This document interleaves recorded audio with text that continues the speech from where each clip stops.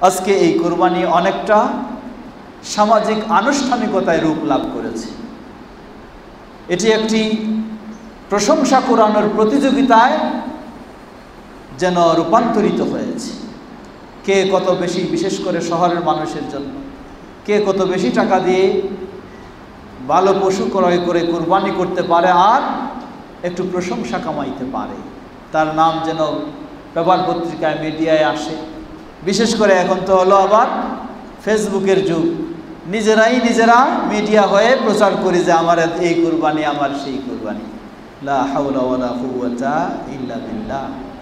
আল্লাহ বলছেন, লা ইয়ানালাল্লাহু লুহুমুহা ওয়ালা দিমাউহা ওয়ালাকিন ইয়ানালুহুত তাকওয়া মিনকুম।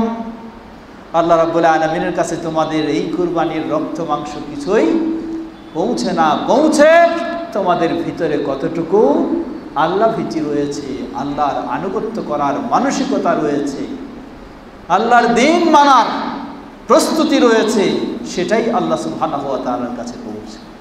সুতরাং কোরবানির লক্ষ্য উদ্দেশ্য তাকওয়া অর্জন, কোরবানির লক্ষ্য উদ্দেশ্য আল্লাহ সুবহানাহু ওয়া তাআলার সন্তুষ্টি অর্জন।